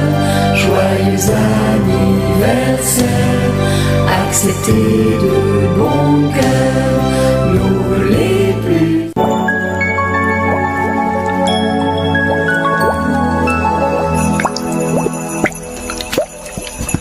Voilà, de retour sur ce plateau. Bon anniversaire à vous tous. Bon anniversaire à ma fille Roxane. Donc, l'heure spécial à toi. Que Dieu te bénisse. Bon anniversaire à FM Fabien Massamba et à Bibiche. Clan spécial à toi. Et merci à Barbara Nzimbi qui a fêté son anniversaire aussi. Sylvie Bongo, Barbie Nzimbi, placement Barbie. Bon dimanche, Nayo. Donc, on a bandi na de Kinga. Sylvia Bongo. Moi, bah, génie, hein. Basi o ba maele déborda. Bande kwa licheli lié. Barbarita, Barbie Nzimbi, mbandi wa biso moko. Donc ya ebi wana pena wana famille nanga banda bakinga bois, bambinza, ma compagnon. Baza tout important moté. En plus, bébé ba wova. Barbie ko to ozana na Côte d'Ivoire. Na mona biso be ya mbabiso na batuma ba série na monika bato ba costume, ba nini, ba ne, ba nini, bato ba série. Oh, Babi c'est très classe ça, hein. Oh. Kitoko Makambutu. Barbie Nzimbi. Allez. Ma Sylvia, gros bisous. Et Makambutu Kitoko. Kongo Kitoko. Alors, on va parler un peu de ton séjour en Afrique du Sud. Héritier du jour au lendemain, pendant que Bisson Sozaro Banga, Afrique du Sud, Kuna, ça ne va pas, Mbutu. Edina Niki Kutu. Pour passer la chemise et comme non, PM, j'ai un total. Pour Ednioyo. Mais après, xénophobie, voilà. Héritier décide d'affronter la réalité sans peur. Il dit j'y vais. C'était par quelle conviction? Mais PM, ils ont la Bible, ils ont fêté, ils ont fêté, ils ont fêté. Si vous avez quelque part, quelque part. N'est-ce pas que la meilleure de façon de procéder, c'est que vers bango, que réconforter bango, que pesa bango makasi, que ça na bango. Parce que solution que l'on a bango kuna bazonga ezati. Surtout l'on bango kuna Afrique du Sud côté bazana vie na bango bana batanga kuna bazana mamnya so basala kuna mingi bazaba docteur mingi ba tena bona kina po bazala wapi. Ba bantu ko ficha ba ona nsele ko ba chaka batu bakinkole kuna. Non. Ba ozala ka kuna. Barovanda kuna parce que awa pe na Congo na ba carré minier na ba Kolwezi na ba Tanganyika na ba Likasi, il y a des Sud-Africains qui sont là-bas qui font des millions et des milliards. Si eux ils doivent être chez les gens, pourquoi pas bisoto zala et pas na ba ba Congolais ba kolongwa kuna na Afrique du Sud ba ko zala kaka kuna to ko boma na to ba oui ba vanda ka kuna ya nga na baki il faut na kende kuna na sepelisa ba oya nga bandeko. nakende na bete na Cape Town aba ko mobenga mpaka te na Cape Town kuna biloko anezala te na biwa on sava to kende Jobour ko to betelo moya vite fait to kende Jobour to betelo moya vite fait ba to baye ba pesinga ko biloko ba pesinga biloko ba biloko ba ba zulu wana na là que je me pose la question parce qu'après apparemment tu as eu cette communion na ba ndeko biso ba combattant dégâts yomoni soko zaka bien na bato maram ebele efu mais les réseaux sociaux avancent là ba go bimisa ba image moko héritier désordre partout bitumbe bimi à un moment zo yemba qu'est-ce qui s'est passé na yebi na ngute wana bato wana ba luka kaka ba problème webi na lisolo ya Yesu asala mabete masuka na croix babwakile basoi ba melisa so ba vinaigre soki pe nini ba beta efimbo ba cheli konga na côte donc siko tondima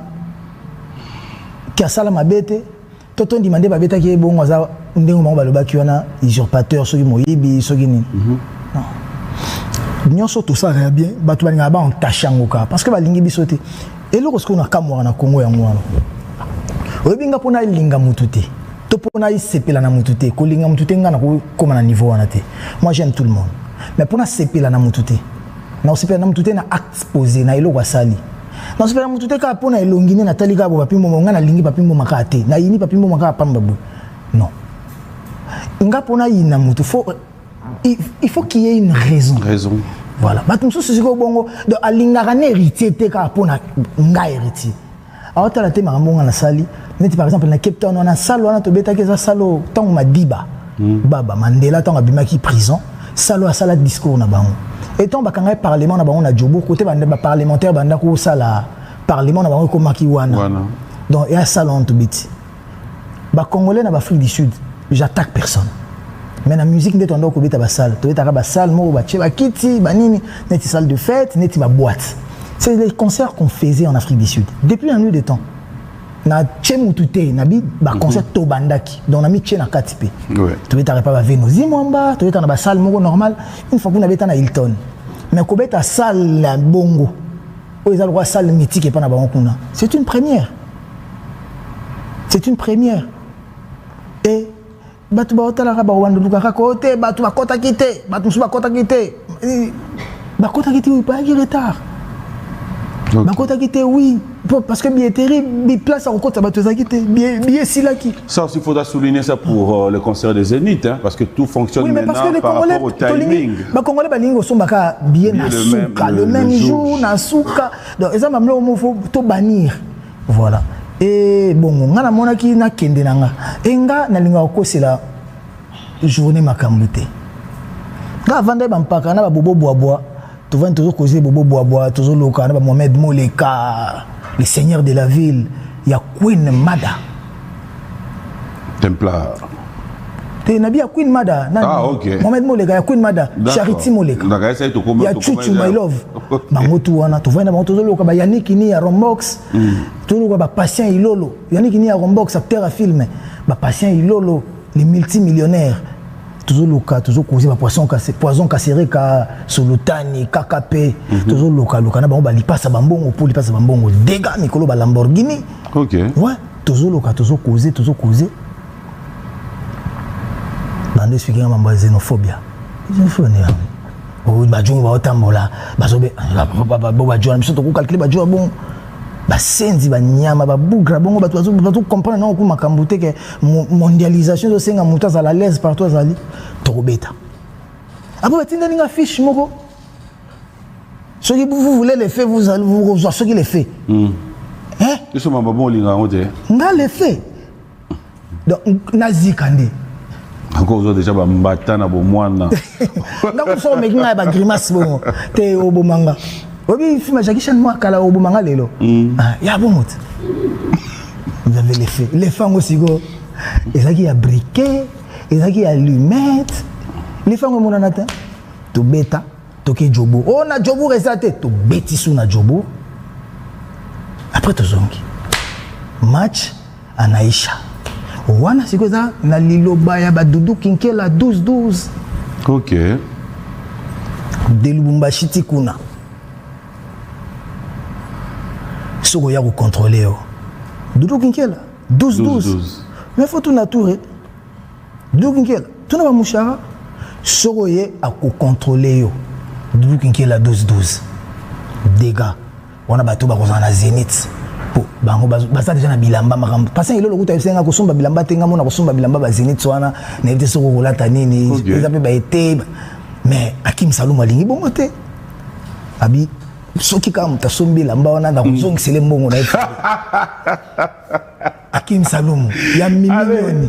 Mais on dit que non, l'amour des gens, l'amour Siko. Hakim Saloum tonga nga kosomba bongo. Bongo comme tana black card illimité. Tempelo. Templar. Bon. La totalité à crash. Mais tantôt héritier, yo aura carte.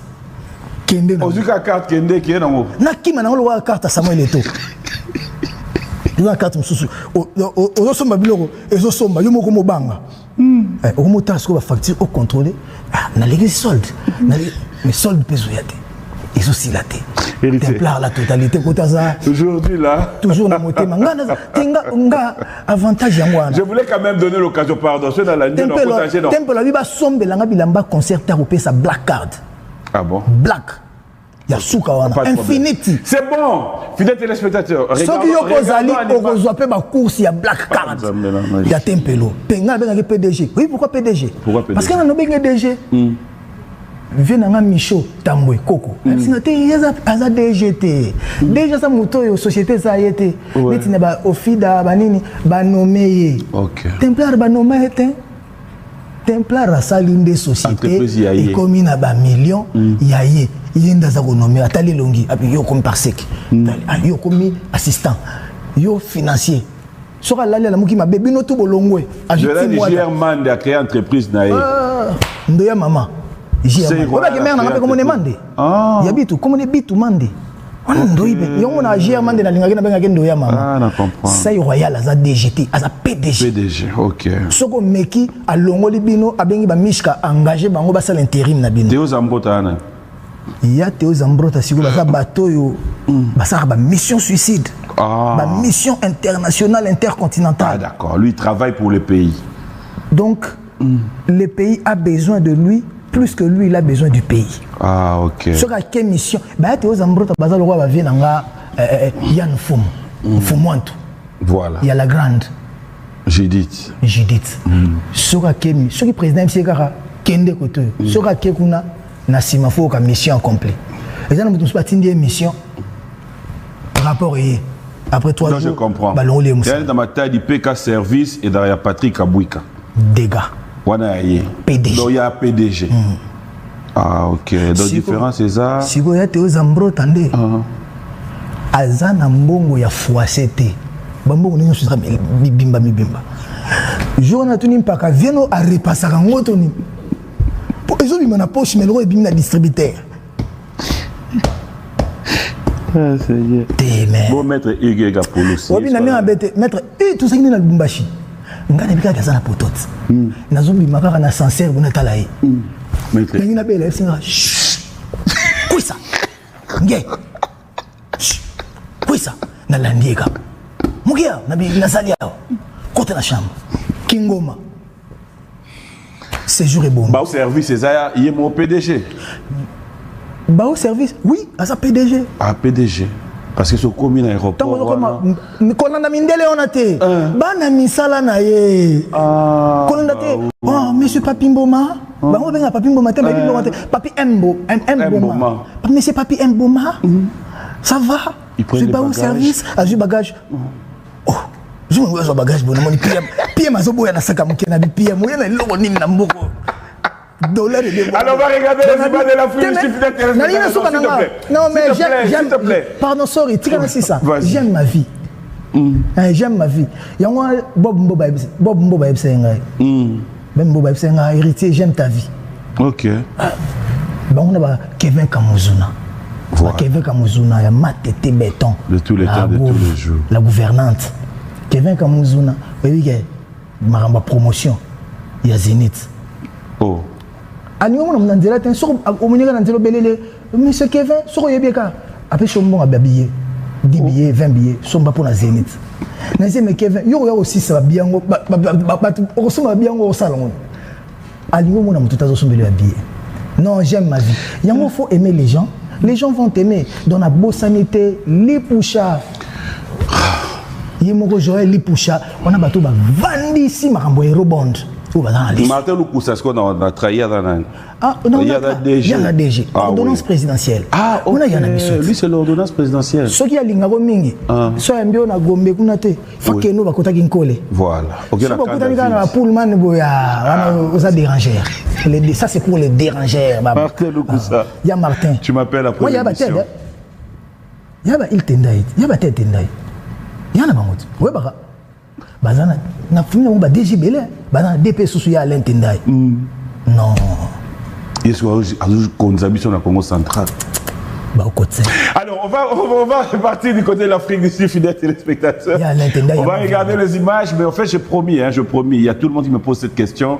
Dans les deux questions, moi, tu vas tout dans le c'est tout à l'heure, non, t'inquiète. Afrique du Sud. On regarde, on se retrouve tout à l'heure.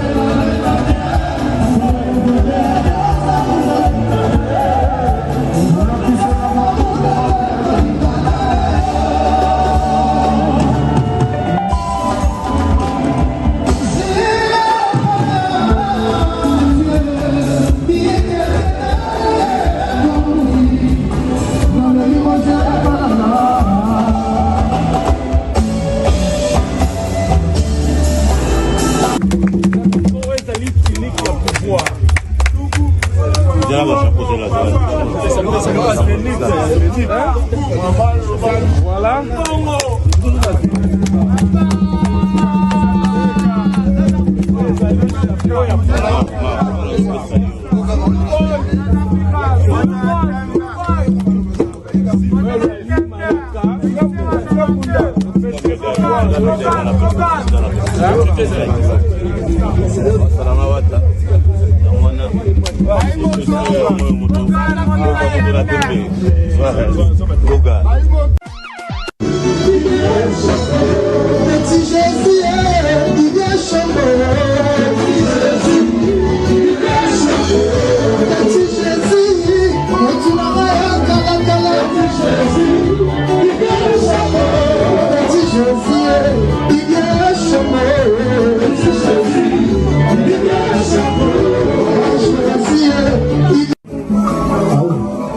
Alexis Moneka, Oya Benedict.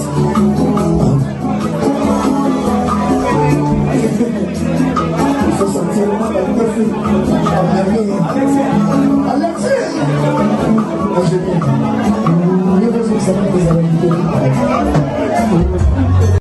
Voilà, de retour sur ce plateau, fidèles téléspectateurs, j'en profiterai comme ça pour dire un grand merci à Jackson Boliko, merci à Dekos Moukoko, bon dimanche à King Makiadi et à Willy Moucheni qui nous suit avec beaucoup d'attention. Merci, bon dimanche à vous tous. Il y a tellement de messages, merci à André Michel et Guide, il y a Sampé Mumbei, Grand Lac qui te dit bonjour et bon dimanche. Mbouta, on a vu les palettes. Merci à Jean-Marie Sambaté, président. JMK Today.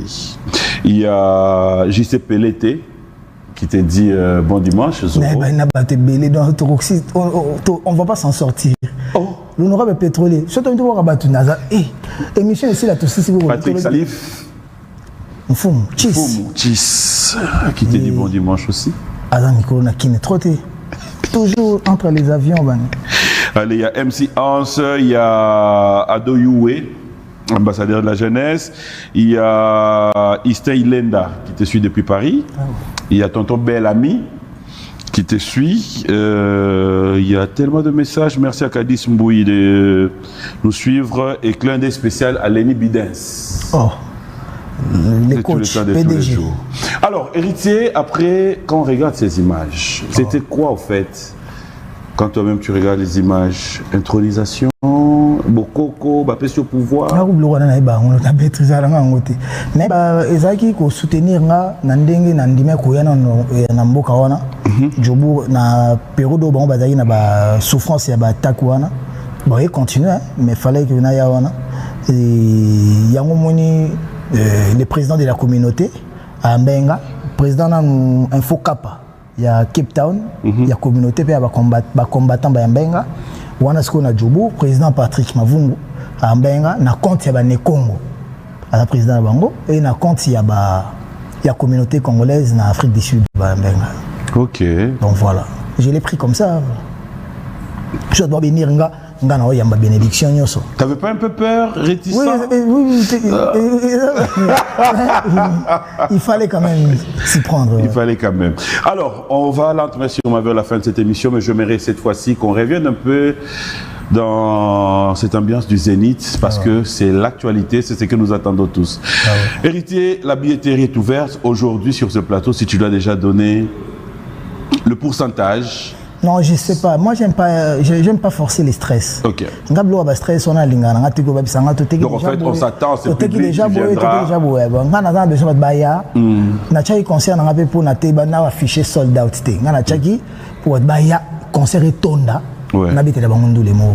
Donc du coup, mais ce qui est important, je pousse les gens à aller acheter les billets, pour que ça la trop tard. Et comment tu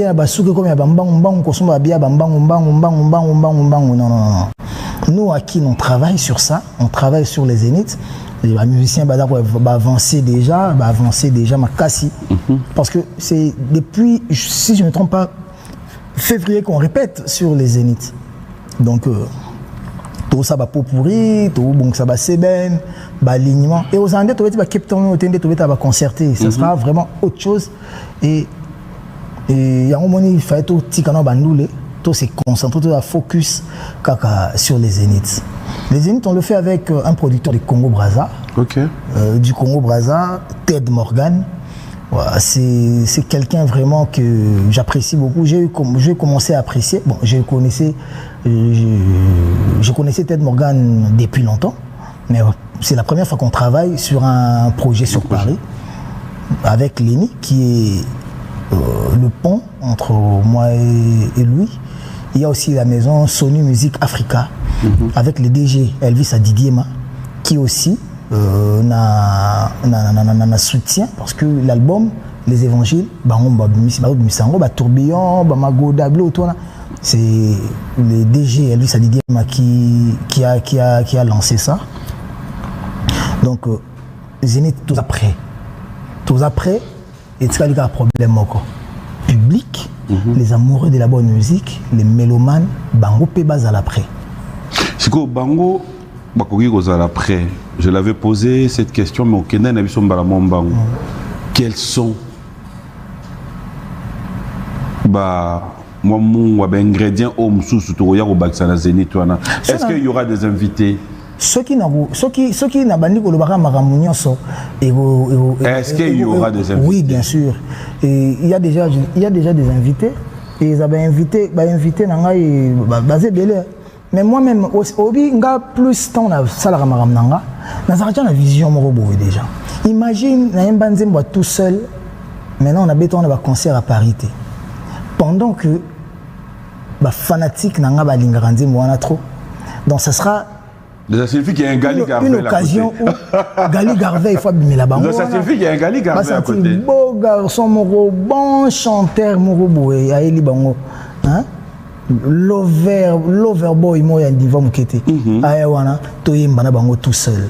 Nga na linga mamba bongo.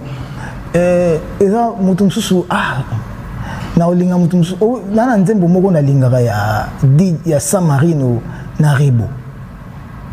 Siko na otalango na Zénith. Mikile yimba ebeta nzembo wana. Otande Rebo kendaka. Otande Sama kendaka. Na koi na katikati wana. Wana ba bula na biteke ezala bongo. Mais je m'imagine kaka nanu ceux qui na bina invité nétisser na biso Chulo Rebo to Samarino. Pour Samarino ala bina frère nanga bana parler mais bana ndo beta na mikili non on a bien ça été. Mais tourbillon atayomo. Tourbillon sans Serge Beno. Les mains en l'air. Il faut y aller. À Paris, là, je demanderai à Patou Maswaku. Obi Patou, banquier au Abisso, banquier à série. Cela veut dire que quand il tient ton dossier, soit à l'aise, soit calme. Patou, il faut déjà voir tes billets. Il y a combien de billets? Patou. Il faut voir Ebélé. Mouki Ndete. Ebélé. Les gars disent déjà toi dans les bons. C'est bon. Patou, tu prends 10 billets. Alors héritier, lente messieurs, ma vers la fin, comme je l'ai dit tout à l'heure, je vais te donner l'occasion de t'adresser à Bandego Nyonso Oyo. Héritier, comment on fait? Est-ce que tu oses là, tout le billet Sikoyo? Une motivation à tous les téléspectateurs, surtout ceux qui voudront bien participer. Lelo, kaka, lelo, bolingwela la telelo yo, esito melima yo kapa. Toko yoka moto te, toko cha mutu bakata mu bien. Bolingo nanga ya sûr. Landry mea e senti joie, love na biso novelas. Baya nakanga ki motema orara, loyambo yambela kinga, epesa kinga, pasi na motema. Ozo pesanga conseil tope ozo finganga nyongo ya nani ozo tuna ofuta yeba nazali mama ya bana na yo nasina reconnaître limbisanga boni nazali mama ya bana na yo kalonji nasina reconnaître limbi sanga wana ba guide graine ba directeur Crisol Nditissa et Indi.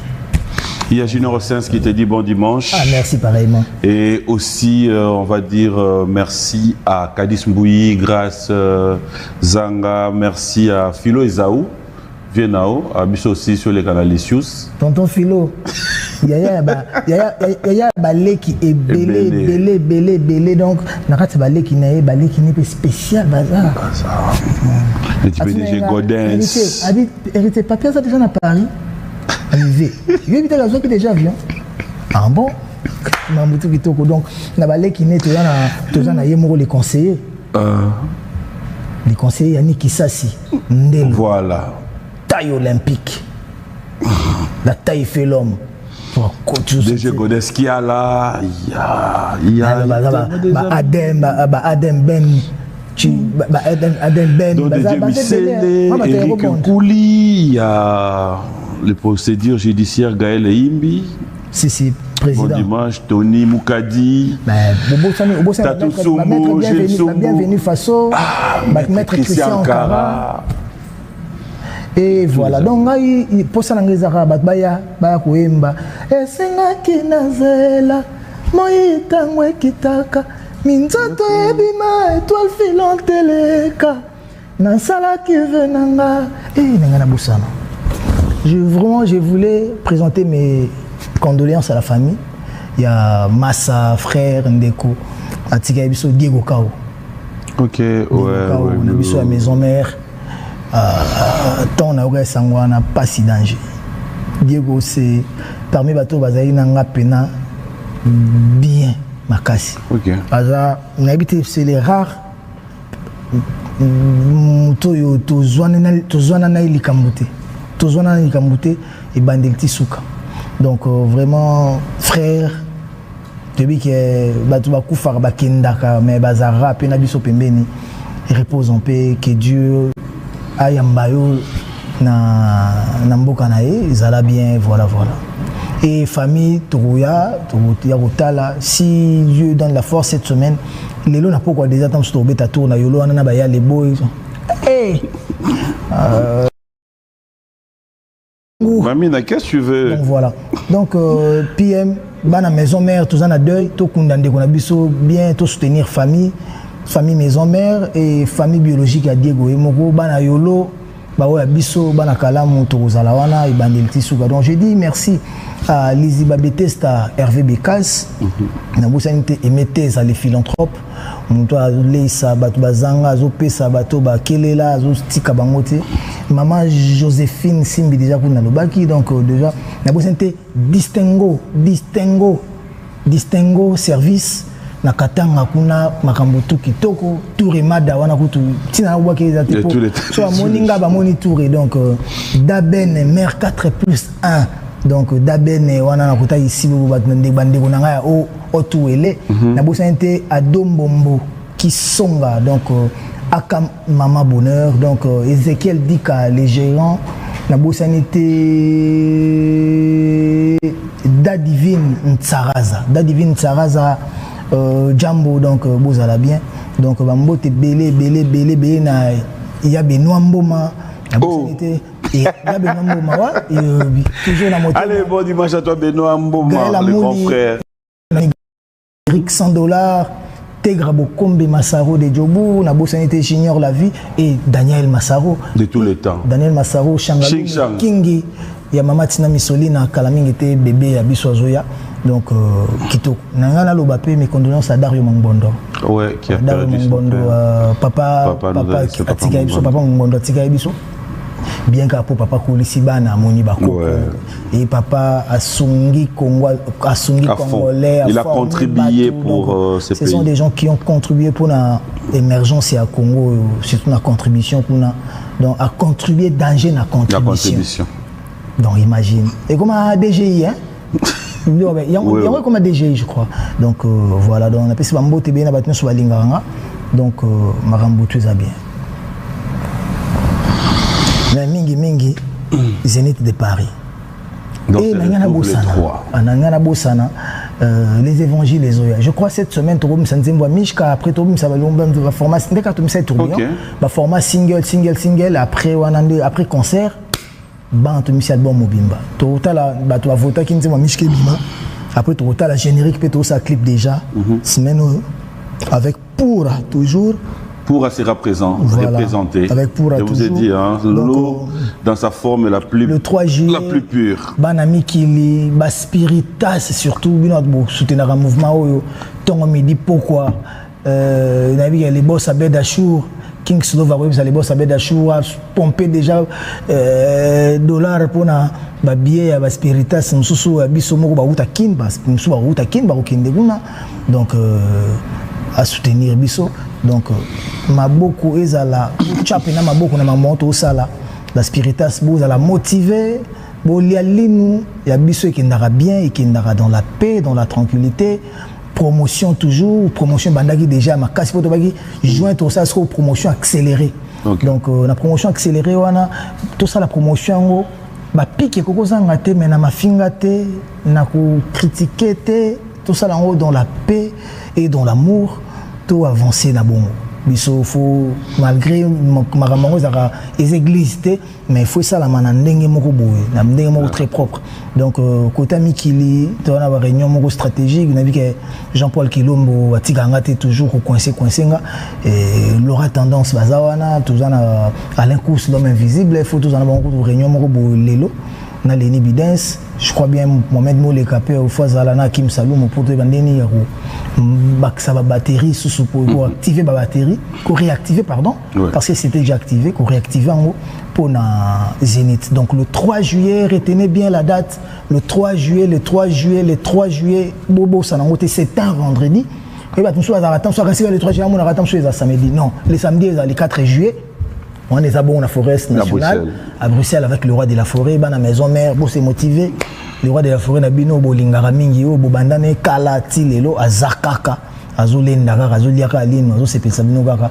totika epete maboko mingi pona Belgique wana donc vous comprenez donc voilà biso tous très motivés ndena olongwa bo si je te dis que kolongwa na plateau on a qui répétition. Okay. Imagine, donc j'ai répétition, c'est tout le jour qu'on répète, donc lundi, dimanche, toujours répété. Force à toi, héritier Watanabe. Clan de spécial et bon dimanche à tous les Kabestanais. Merci à Rock Bokabe la Bodo de nous suivre. Merci à Doudou Hams, Serge Baïndoa, clan de spécial à toi Didier Bassambombo, Dan Bembo, clan de à Dan Kadimex. Il y en a Doudou Malaba. Doudou Malaba et Mac Chloé. Et aussi, il faudra dire bon dimanche à Freddy Kadima et Hippo Tchebois, Claude spécial à Tito Pika, Alain Lofa. Merci à tous les amis, bienvenue Bonzeke. Bref, tous les amis, je vous aime tellement trop, l'empereur Tchouké. Merci à Francis Molenga, Popol Omeyonga. Nous allons nous lever, héritier. Jeff Bokungulu, bon dimanche à toi, mon ami et frère, et tonton Kiki Kitenge, honorable trésor Moutiki. PCA. Luntala. De tous les temps, de tous les jours. Merci à Junior Pobar, le bourgmestre Christian Matata, clin d'œil spécial à toi. Azatara Koloisi. Ah, il y a Serra Nabiso Yeti. Il y a Miss de Miss. Florian Yeti. Christian Kabassele, bon dimanche à toi. Et je vais en profiter comme ça pour passer ce message. Michel, on peut voir l'image de la fondation AKK de Amélia Kouete qui lance juste un message pour tous ceux qui veulent bien soutenir les aveugles et anémiques, que sa fondation est là. Vous pouvez donc la contacter pour ceux qui voudront bien apporter leur soutien. Le numéro de contact est là. Héritier, c'est un plaisir de t'avoir aujourd'hui sur ce plateau. Moi, je te dis encore merci beaucoup. Merci d'avoir été toujours là pour nous. Bonne chance pour ces grands concerts. Et je sais qu'on sera tous là. Merci à tous ceux qui nous ont soutenus. Nora, Oyabiso, Yaboua, bon dimanche là où tu es. Je sais que tu passes des très bons moments à notre compagnie. Merci à Dax, merci à Junior Koulele, merci à Héritier Kinzazi, Michel Momongo et aussi un grand merci comme ça à toute la grande équipe.